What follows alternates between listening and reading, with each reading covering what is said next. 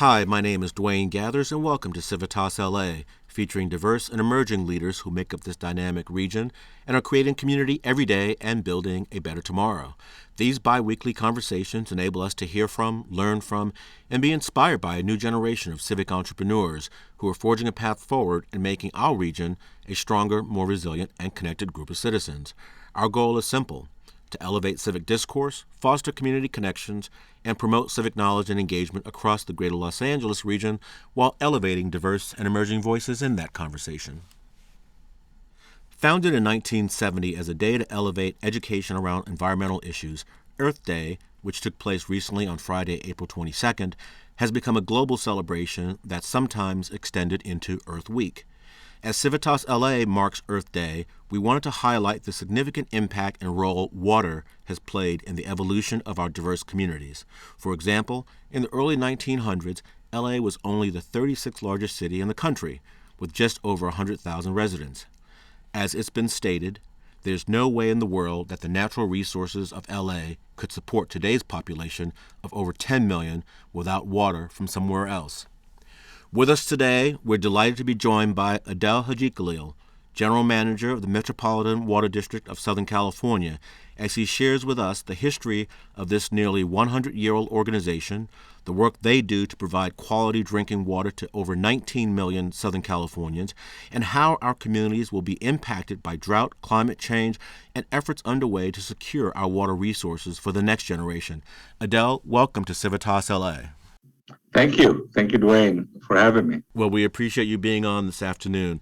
So, Adel, on CivitasLA, we always appreciate if our guest will do a brief personal introduction. Great. Thank you again. And Adel Hagekhalil, I'm the General Manager of Metropolitan Water District of Southern California, the largest water agency in the U.S. We provide water for 19 million people, all the way from Ventura down to the Mexican border. I have over 32 years working on infrastructure and water infrastructure, now close to 33 years, focused on uplifting people, taking care of people. I believe strongly in really finding new ways to provide services to our communities. And I believe in the three anchors: integration, innovation, and inclusion. And all my career, I worked hard on really providing quality service for all our communities, and provide something they can be proud of, perform services in an efficient way, and always looking for the future and planning for the future to prepare us for the changes that we're dealing with. And I'm honored that I was able to do that in Los Angeles, the city of Los Angeles, for 32 years before joining Metropolitan. Worked on many things related to water, wastewater, stormwater, Measure W, Proposition O, and led the last 3 years. The mayor asked me to step up and manage, as a general manager, the Streets LA program, where we did cool pavement, shade, shelter, multi-benefit integration. So I really been committed to service, and coming to Metropolitan here is to expand my vision and my ability to serve and bring that to Metropolitan. Well, that's wonderful, and we really appreciate all of your public service, and certainly professionally, I know of your work and work with you and your team at Streets LA, so it's good to see you now in this new role. So, Adel, before we get into the heart of our conversation, we always appreciate the lightning round. It's always a fun way to get to know our guests, but also a way for civic leaders like yourselves to share a few inside hotspots, some of your Southern California favorites. So are you ready for the lightning round?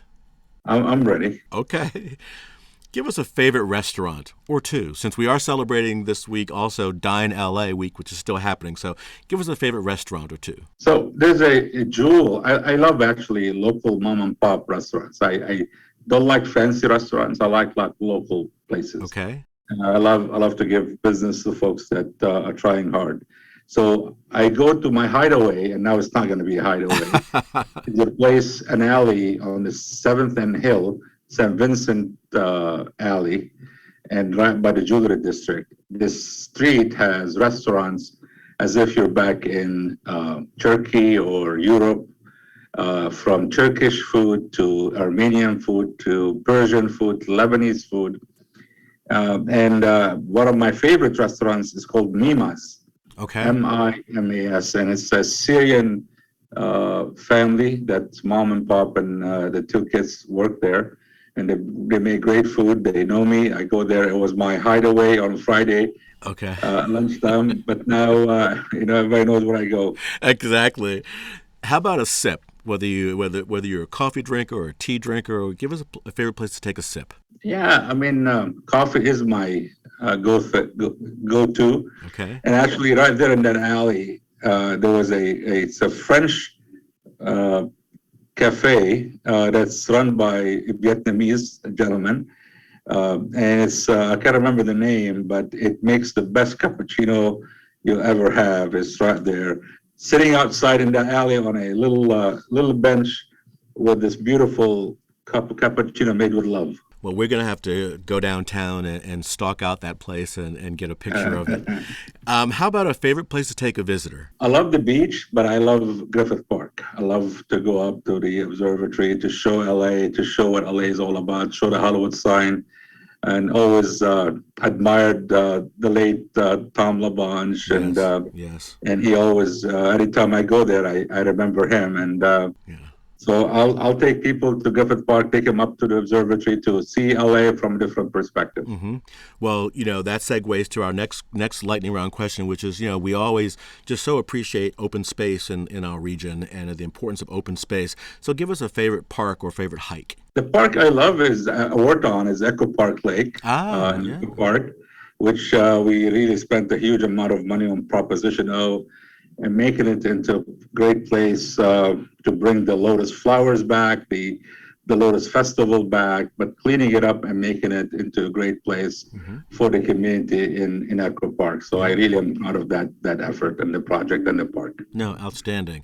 And give us a favorite community activity or event. We're so excited that, as we get beyond the pandemic, we hope that community activities and events are happening again this summer. Do you have a favorite community activity or event? I mean, I love since I'm all committed to the environment, I love beach cleanups and Heal the Bay events. And I love to participate. We did recently a one water event around cleanup of the beach with Heal the Bay to highlight what one water means. And then you do cleanup. And for me, it's always rewarding to go to the beach and to spend time there because it reminds us of the value of water and the peace that water gives us and tranquility. So I always love to do beach cleanups. And I love the LA River now more than ever. And there's a few restaurants, places I go to along the LA River. And I know more needs to be done, but we're doing the right thing, I believe. No, that's wonderful. Adel, that was great. We love those inside tips, and we certainly got a lot of new ones off of Hill Street and 7th, so we'll look forward to that.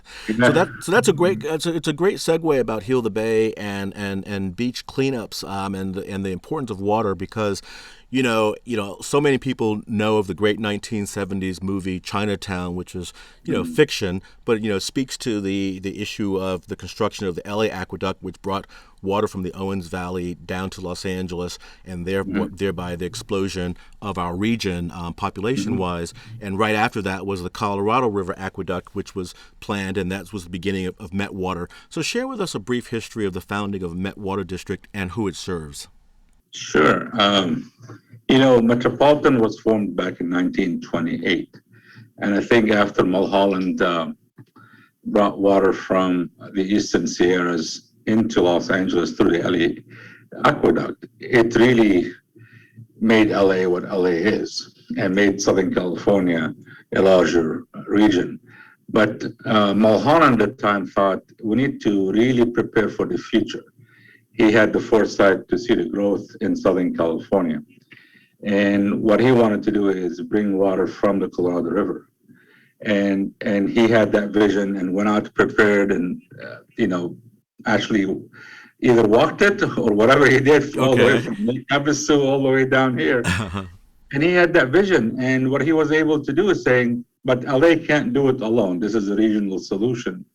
So he brought 12 other partners from the region, the local cities like Burbank, Glendale, and others that came together, Santa Ana and other folks to come together and really create MET. And that's how MET was created in 1928 as the agency, the regional agency, to really build the Colorado aqueduct. And that was financed through property tax and came together. And over time, MET grew as we expanded the services to other parts of the region to the 26 members that we have today, all the way from Ventura, Callejas, Las Virgenes, all the way down to Mexico and San Diego.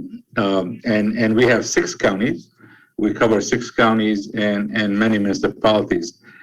So that's the start of and then in 1960s, we partnered with the state and were able to become partners in the state water project that brings water from the Sacramento Delta all the way down here through the state or the California aqueduct, bringing it here. But really, the future of what we need to do is how we preserve that water, how we prepare for the future as Mulholland prepared for the future.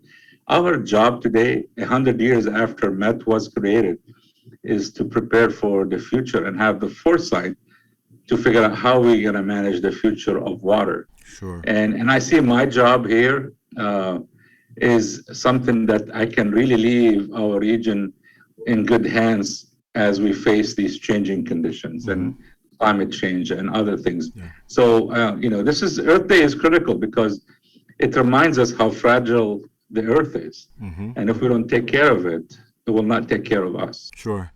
So you've highlighted, we talked about the LA aqueduct. We've talked about the Colorado River aqueduct. You mentioned now the sourcing of water from Northern California. So for our audience, we're a region, 10 million for plus or minus in LA County. You're serving 19 million or so in Southern California. What's the general breakdown of our region and how we source water and from where? We're doing much better than we did before. 20 years ago, the water we're using today in Southern California is the same water we were using 40 years ago or 30 years ago. So that means we have done a great job in conservation. We've done a great job in managing our water and working on how we can conserve and efficiently use our water. We were projecting to have close to 3.2 million acre feet of water that we have to import for our region. And that's about 20 years ago. That was the plan today, that we're going to have that much usage. Through conservation and what we have done, we are using close to 1.5. Okay. So we've really saved a lot of water. And the use of water in our region varies. Some communities, like San Fernando, city of San Fernando uses groundwater. The city of LA has a mixture of uses. They use the groundwater from the San Fernando aquifer. They use water from the LA aqueduct, and they use water from Metropolitan. And they have some local recycled water that they use. In areas like Fullerton, it's 80% is groundwater. Okay. And it varies in different parts of the region.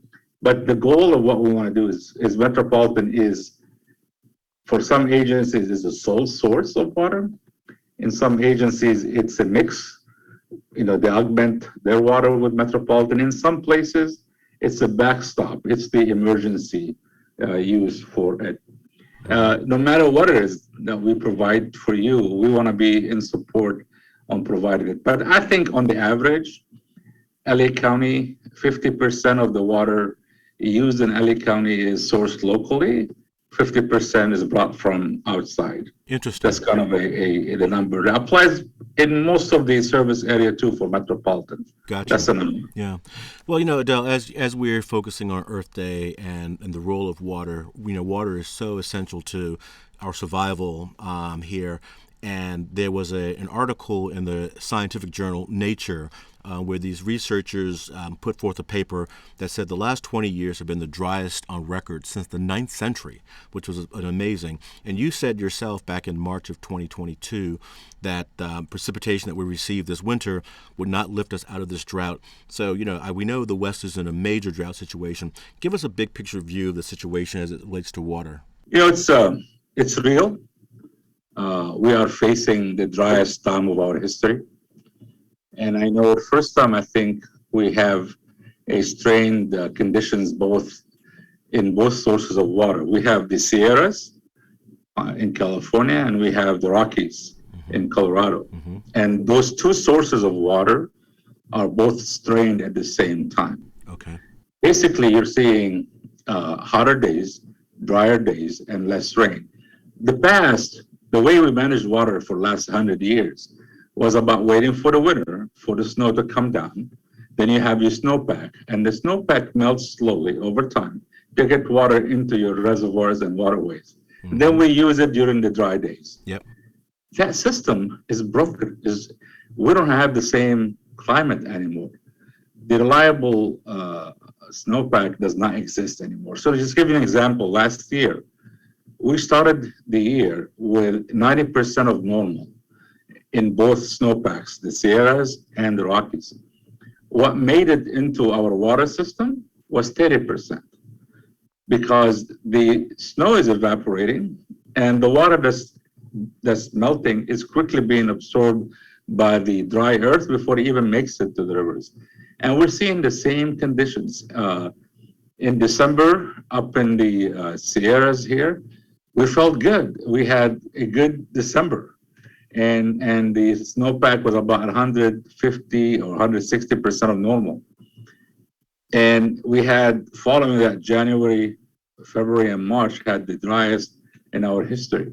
That snowpack is now close to 30% or so. Wow. Of normal. So this fluctuating condition is real. It's here, and what it's saying to us, we need to do something different.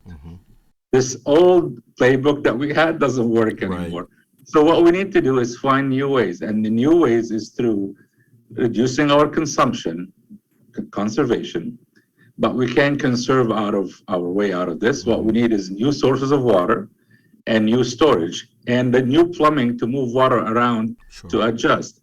So what we need to do is right now we're investing heavily in recycling every drop of water. So we're building this largest recycled water plant in Carson, taking 150 million gallons a day of wastewater and purifying it for reuse. Measure W and efforts in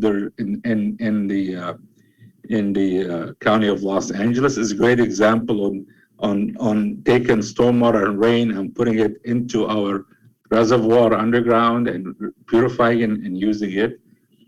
Cleaning up our groundwater basins. LA is doing a great job in North Hollywood, clean up for the San Fernando aquifer. Protecting our groundwater basins from contaminants is something that we should prioritize and make sure we're doing that. And then finding different ways to move water and store it when we have it. We're going to have a lot of water in days that we need to capture and put into reservoirs underground. And we're going to have dry days that we're going to be able to pull that water up. So I think we need bold investments. We need big investments, and we can't do it alone. This is a regional solution. This is a Southwest watershed solution that all of us have to get together and work on it. And I'm partnering with the state of California and the governor's office and with the federal government, trying to figure out how we can invest more, how we can accelerate the work, because this changing climate is not going anywhere. We need to live with it and adapt to it.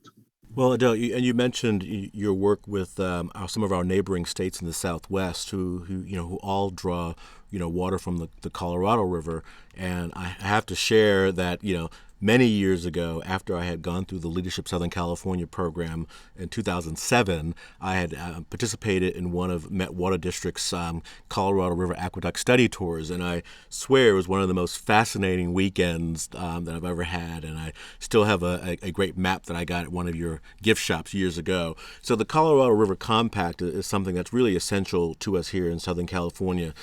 For our listeners, share with us what that means, and given that water allocations were made in the time before the Colorado River reached a crisis point, where do we stand with regards to the sustainability of that particular source? Yeah. So our second major source of water is the Colorado River. And that comes from Lake Havasu and basically from Lake Mead down to Lake Havasu all the way to us. And that's a compact that was signed 100 years ago. Um, uh, I think actually close to 1928. And it was about figuring out how we divide the water, the Colorado River water, between the users, the upper states, the lower states, and who we are. I mean, California is one of the lower states, California, Arizona, and Nevada. You have the upper states, Wyoming, Colorado, Utah, and New Mexico. And we divided the water at that time. And really, it's about, the whole thing is we estimated that whoever was there estimated that we have close to 15 million acre feet of water coming down the river, and we're going to divide it equally, 7.5, 7.5. And that basically was the start. And then it went through a whole iteration. In the 40s, there was the 44, there was the treaty with Mexico to give Mexico part of that water, 1.5 million acre feet. And then things evolved over time to figure out how to manage the water, what rules, who gets the cuts when the water is down, and there is the quantification study to quantify who's getting what water, how you're going to get it. It became a process that now it's being challenged because none of us thought we'll get to a place where some of these triggers, certain levels in the Lake Mead will trigger cuts by people. Mm-hmm. And then there's the question is, does the lower states maintain their 7.5 million acre feet of allocation because the water is not, the river is not yielding 15 anymore, it's yielding 11 and maybe less.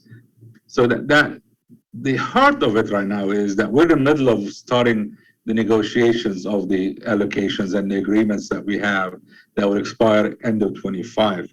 Mm-hmm. But to me, what gives me hope that there is a lot of discussion happening right now. And what we need to do is figure out how can we survive with less water?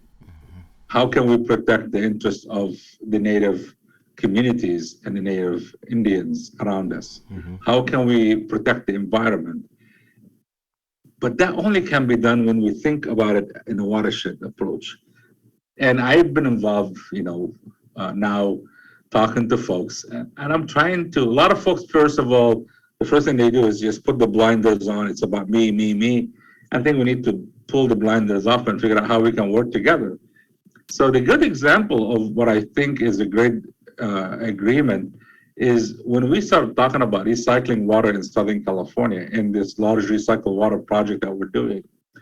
Arizona and Nevada wanted to be a partner in this project because they know that if we use more recycled water locally here, it will free more water to be stored in Lake Mead. Mm-hmm. And I think that's a great idea. And I think we need to do more of it. That's great. We need to think about how we can help and bring in some of the Mexico parts of the country where they're discharging untreated wastewater in the New River close to Imperial Irrigation District, Mm-hmm. in closer to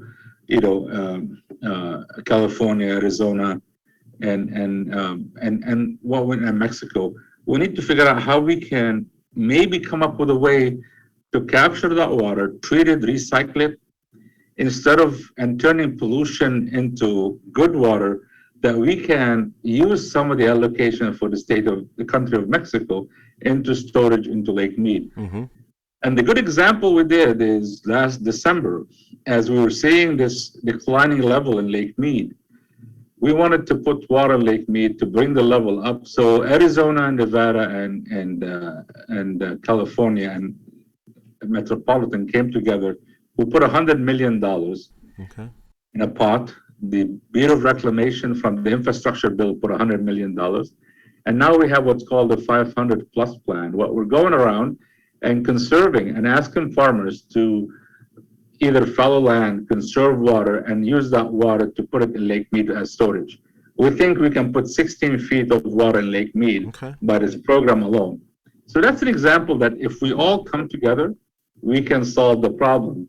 instead of just fighting over it, let's make the pie bigger. Let's make the tent bigger and work together. So I'm optimistic. Sure. The negotiations will be tough, but I think we all realize that we need to work together to make this work for everyone, not just for one state or one agency. Sure. Well, that's really exciting. Adel, we sit adjacent to the massive Pacific Ocean. So, and a lot of conversations around desalination, pros and cons. And I think there are a couple of projects in the state. What are your thoughts on desalination as a potential solution? Yeah, I've seen desal across the world. I was in Qatar about 6 years ago, 5 years ago, when they were preparing for the World Cup, and I mean, all the water comes from desal. I mean, that's the only source of water. But for us here, desal is only a tool in the toolbox. It's not the only tool, Right. because desal is a proven solution, but has its issues. So there's environmental impacts and other things, but also it's costly. Okay. The cost of water for us to import is about $1,000 an acre foot. The cost of recycling the water that we have for wastewater to pure water is about 1,800 a acre foot. And then the cost of desal is close to $3,000 an acre foot. Oh, wow. I didn't know that. So there's a cost issue, but also what I talk about is connecting the dots and drops. To me, is where's your demand and where is your supply? If your demand and supply are far from each other, you can create as much water as you want. You have to convey it somewhere. Okay. So we need to look at what is the area that needs the water and find the best way to get them water. It's not just, let's just go and tap into the ocean and build this huge plants. And the question is, eventually you have to get it up to San Fernando Valley, to the Inland Empire, to San Gabriel. This is not easy, right? It's not just, right. But to me also, people just talk about desal. And I wanted to talk about purifying water. Desal is just another term for purifying water. Wastewater cleanup and purifying our recycled water is basically purifying it. If you there's some groundwater basins that are contaminated, they're being cleaned up and reused. That's another sort of purifying water. We need to purify and reuse water, and I think I think this is the future for us. Yeah. Whether it's desal, recycled water cleanup, groundwater remediation, all these things are tools in the toolbox, and we need to pick the most cost-effective solution for the needs that we have. Sure. And Adel, I think in the past you've spoken about the idea of a fourth aqueduct. Tell us about that. Tell us about that. Yeah. So what made us great in Southern California is the three aqueducts: the LA aqueduct, the Colorado aqueduct, and the State Water Project, the California aqueduct.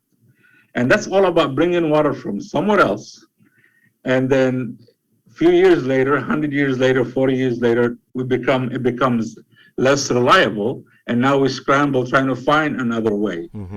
And I heard people talk about, let's bring water from somewhere. I was like, why we're doing that? We haven't learned our lessons. Let's figure out how we can build what I call the fourth aqueduct.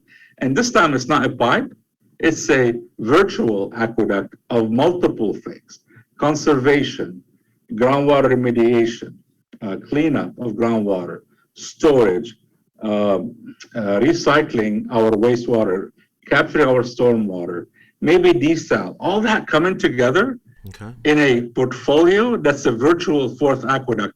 And that's what I see the future is. Our future is the fourth aqueduct, which is not the normal pipeline, the normal canals coming from one place to the next. Gotcha. So I think the future has to be something that adapts to the changing condition. And we cannot just rely on going somewhere and tapping and putting a straw somewhere and bringing the water down here. I think we've done enough. Let's figure out how we can preserve that water that we have, protect it, reuse it, conserve it, and I think we can really be ready for the next 100 years based on that concept. Well, I recall under former Governor Jerry Brown, there was a lot of conversation with regards to the sourcing of water from the Sacramento San Joaquin Delta area, and particularly, obviously, the risk that we all face from earthquakes, sea level rise, et cetera. What is the risk that we're facing now, and what's happening with regards to the Delta now? Yeah, to me, it's the Delta Conveyance Project. We get 25% of our water from the State Water Project. We're facing right now, because of the dry conditions, our allocation from the State Water Project is down to 5%. Okay. Very small amount of water. It's about 100,000 acre feet. And some of the areas that we have in our region, in LA County and Ventura, are so dependent on that water that we have only one source of water for them. And that's a huge concern for all of us. So there's two things we're dealing with. One is the resiliency of that water supply, and the other one is the quantity of the water coming down. For us, we need to be resilient locally here by doing what I talked about, the fourth aqueduct, to create a more local water supply. But on the State Water Project and the Bay Delta and the Sacramento River or other places, what we need is, one is enhanced storage. I believe strongly that we need to be able to capture the extreme weather, the extreme melting of the snow. We're not going to have snow like we used to have and melts slowly. You're going to have basically a deluge of rain and water coming down that can flood communities. If we can capture that and then move it aside and put it in storage, it's going to help us manage that. So that management is critical. I think we need to continue working through it. And there's a lot of discussion at our board here coming up on the Delta policies and what we need to do. But I think in the meantime, what we need is a balance, right? A balanced management of that water between the environment, the fish, and what we're doing, balance between our urban use and the farmers. If we figure a way how we can balance this, I think it'll be a good idea. But if we can do more storage, it's great. But my concern is when I went and visited with the folks that care for the Delta and my staff and some of the scientists, it's a big concern if we have an earthquake or we have something that really jeopardizes this fragile condition. I mean, the islands and the berms we have are not really some of the major infrastructure, very, very fragile. And I think my biggest concern is if there's something that happens that pushes saline water into our delta, it's hard to move it out. Right. And if we are dependent on the delta for water for our region here, and we need to always continue to use that water because that water is going to flood communities if we don't take it and store it down here in Southern California. We're not saying that we're going to take it when it's really critical. We need to balance that. When we take it, when we store it, when we move it. There's a lot of governance discussion is happening right now for the future. But I still think we need to do something about the future of the Delta. And the Delta conveyance pipeline is a solution that is a resiliency solution. It's an emergency solution. Because if we have an earthquake, we may lose that supply for a long term. Right. And we need to ensure. But I think investments in the environment in the Delta, that's why I believe strongly that having some workable solutions where we're all at the table working together for how to manage that water, how to protect that water, how to ensure that there's enough water for the fish, how to provide floodplains. All these things are things that I see that we all need to work together on. Yeah. And I'm excited that I think there's a lot of interest right now. Sure. And I know we need to make sure the tribes are involved, the environmental communities are engaged. We can't do this alone. We have to engage. And I tell everybody, let's make the tent bigger, bring people in, let's all talk about it because we can't do anything when we leave somebody out. Right, right. Well, Adel, you touched on this, so I want to talk about certainly the role of water and energy and commerce in our state. And one of the takeaways that I still remember from my visit on the aqueduct study tour some years ago was the energy intensity of moving water. So can you speak to the energy footprint of MWD and various sustainability plans that you all have? Yeah. As you know, I'm a climate action guy. Mm-hmm. We're committed in Metropolitan to being carbon neutral in 2045. I just hired Liz Crossan as our Chief Resiliency Sustainability Officer. She comes from the city of Los Angeles. She was the Chief Sustainability Officer there. She has a huge background on this effort and the work. We have a new climate action plan that's out for review. I think it's being looked at to come to the board for approval. But really, it's about how can we one, I mean, the water industry as a whole, I mean, we consume a lot of water by just pumping water across our systems, right? But people forget also that we generate a lot of water that is carbon neutral, that is hydropower from, Lake Mead and Lake Oroville and other places that we use for our usage. We've done amazing work. I think we built 15 hydroelectric plants for our system that generate about 130 megawatts. We've installed close to 5 megawatts of solar farms. There is more to be done. We're adding battery storage. I still want to find ways to take our properties across the whole area and find ways to better beneficially use it for the environment, for our energy. I was in Palo Verde, close to Blythe, and I saw one of our properties that we own by the 10 freeway, and it's not being utilized. And I saw on both sides solar farms being built, and I was like, we should be in the business of working with somebody on this. So I'm really committed to really working hard. Our staff are committed to doing it every way we can do to make us carbon neutral by 2045 is critical. Energy consumption, but I think the hydro power is critical and solar power. Plus, there may be some opportunities for wind powers. Some wind turbines in some places that we own. We need to partner with somebody, and that's something that's on my radar as part of our innovation efforts and our part of our resiliency and sustainability efforts. No, I appreciate that, Adel. And a short while ago, you touched on ag, and I didn't want to leave this conversation without touching on the ag community, which is such an important industry for our state. Yet, a lot of efforts are made to get businesses and individuals to reduce consumption, and we're not doing as well, I believe, as we should be and can be doing in that area. But at the same time, agriculture accounts for such a large percentage of water used in the state.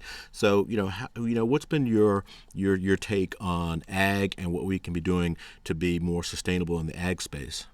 I think to me, we all have to do our share in managing water efficiently, and I know a lot of the ag farmers are doing more. We have partnerships with farmers in Palo Verde and Bard Water District and other places where we have a partnership to fallow land that's not being utilized, or the value of the farming does not equal to what they can get from us. So we're working with farmers on ways to either conserve and change what they farm, or not farm in some time, because if you take a land and not farm it for a year, actually the nutrients get better and things get better in it.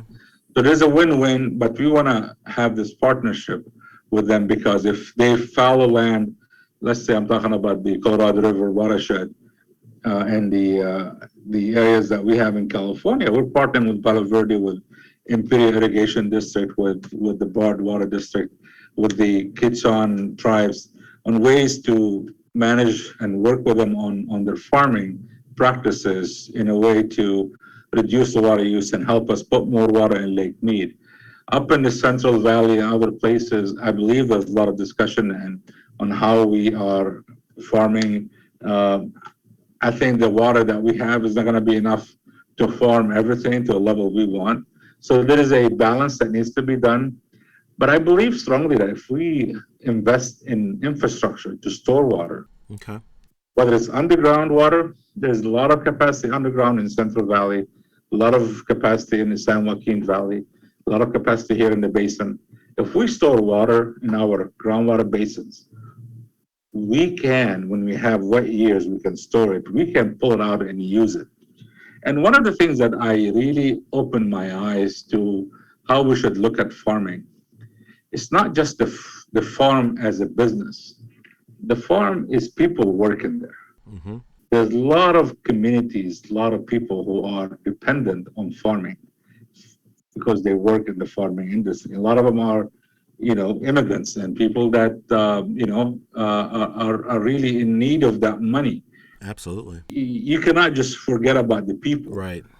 Yeah, and we need to take care of them. And that's something I'm looking into how we can do it in a win-win way that we can find a training and apprenticeship program for them to do diesel repair, to do carpenting, to do building, and get them into a new career that doesn't make them dependent on the farm and the land. No, I appreciate that. And, Adel, one of the things we always promote here in CivitasLA is fostering community connections and hoping that folks who hear this conversation may say, hey, how can I get involved in that, or how can I replicate that? What sort of, you're working with a lot of communities across Southern California down to the Mexican border. What sort of innovative community planning or partnerships are underway that you see out there that other communities might want to replicate? So one thing is we have small water agencies across our region. And there's big water agencies and there's small water agencies. There's folks that are small, that have limited resources, limited staff, and they're dependent, let's say, on groundwater basis. I believe we need to create a culture where the big brother is taking care of little brother. Okay. So we cannot afford, I believe strongly that I can afford smaller communities who are dependent on the groundwater to lose their groundwater basins because they don't have the resources to protect it from contaminants, to repair the pumps they have. I believe that we have an interest in making sure they continue to provide clean and safe water. So I want to work on something. I talked to EPA the other day about this concept. I talked to folks in Sacramento about it. I think there's a need where we cannot just close our gates and our doors and say, it's only us. How about your neighbor next door? I mean, they need help. So I want to be able to say, I'm a phone call away. If you're a small community, you have two wells, and you only have one operator, and the operator somehow is sick, and you don't have anybody to help you, pick up the phone and call a friend, right? Right. I'm here for you. Right. I'm here to come help you out. I'll take care of you. If you need to apply for a grant and you don't have the technical resources to apply for a grant, let me help you. Okay. If you need us to come in and while you're repairing your water system, you want to get some water from us, let's get you the water so you can continue serving. Nobody should be left behind, and the only way we can do it is when we come together. The other thing that we did was saying, okay, how can we target communities that are underserved? And in our service, we cannot just say, I'm going to dedicate money for underserved communities purely. What I think we're saying is, let's develop creative programs. Right. And so what we came up with in the conservation is I realized that a lot of people from the underserved communities or people that cannot afford to put money out of their pocket for reimbursement is how we can do direct install. Like, you don't have to have a lot of money to put money to upgrade your plumbing inside your house and then have us pay you later. None of us can afford that money, right? Right. So what I said is, can we come up with an idea where we can do direct install? And we're partnering right now. We're trying something with the gas company where they go into the house to check on gas fixtures to replace it, to help communities reduce their gas consumption. While they're doing that, we're contracting with them to look for anything that's consuming water or losing water or wasting water. And we will replace, whether it's your toilet or something else, we will do it for you there and we will pay for it directly. Gotcha. You don't have to worry about it. And also we figured out that some communities here, the landlords haven't done a good job replacing the toilets, for example, as simple as toilets. It's a quality of life issue, but they haven't done it because it costs money. But that's a water loss for us. So what we decided to do is come up with a program targeted for multi-family units. Okay. And we said, we'll give you a rebate to replace the toilets everywhere. we put a first program we put out in 10,000 toilets. They were gone in less than an hour. Another 10,000 toilets, less than an hour. So we're doing another 20,000. All of us have to find a way to help each other. Each one of us can do one thing and make the tent bigger, invite everybody in, and let's make it happen. No, that's great. So, Adel, there was an article in the LA Times recently that suggested that the governor's call for individuals to reduce consumption by 15% was falling very, very well short of the mark. And in Southern California, we were really not hitting, not even close. So, what are your thoughts on what individuals can be doing? What should households be doing to mitigate drought conditions we've been facing? What's the takeaway for individuals to be doing? Yeah, first of all, I just want to set the record straight that people in Southern California have done a good job since the last drought. And they've reduced their consumption by 25%. And they've done a great job, and a lot of it stayed the same. We need to do more. And the call for the governor was to do more. But I think right now at the board, we're finding ways to do that, and we're asking folks to step up and do it. And the biggest thing we see is if you're watering something that is not being used by anyone, any person or animal, it shouldn't be watered. Okay. I was walking down out of my house this morning, and there's a little strip of land, and nobody walks on because it's just in the middle of the median with trees. And the water was flowing all over the place. Okay. Runoff, you can see it coming down. And for me, that's an example we should not be. That's called non-functional turf. Mm-hmm. And I think if you saw the governor's last executive order, he talked about it. And I believe none of us should be watering something that we're not using. Okay.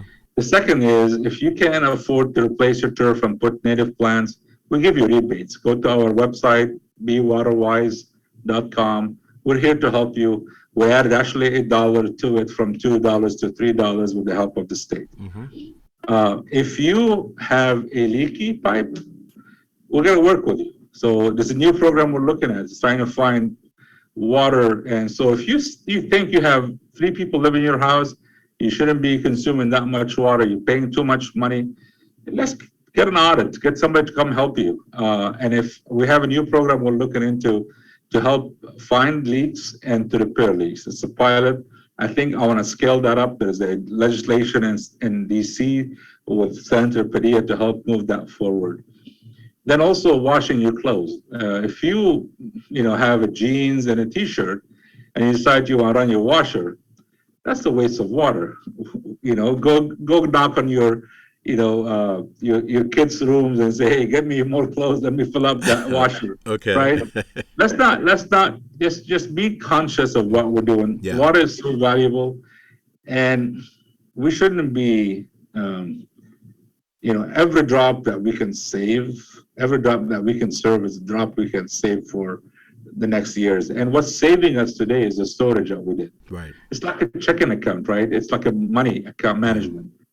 Savings accounts are for the bad days, and we have some good savings we had in storage. We started the year in almost twice what we use in a year in imported water, but that savings account is running dry. It's losing it, and we're hoping to get some wet years, but I think my goal is, regardless, we need to prepare for the worst, and that's local water supply, storage, conservation, and new connections to move water when the water is needed.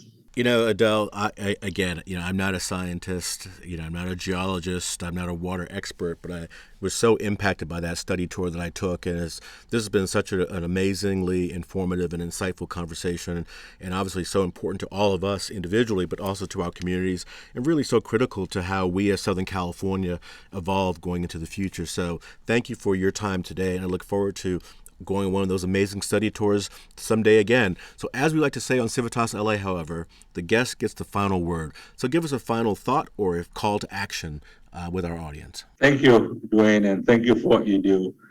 Water is life. Water is what protects us. Let's take care of it. It took care of us for many, many years.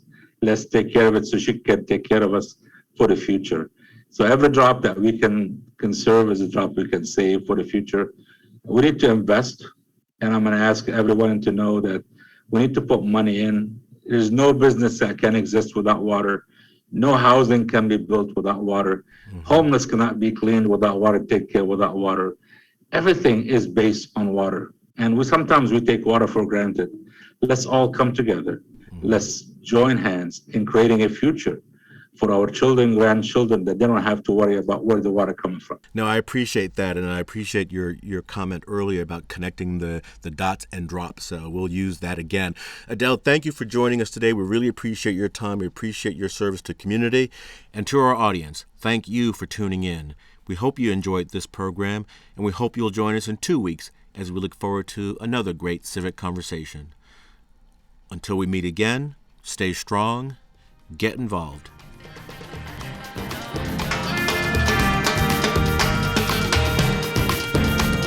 To learn more about CivitasLA and to share feedback on this program or recommend a future program, please visit us at www.civitasla.com.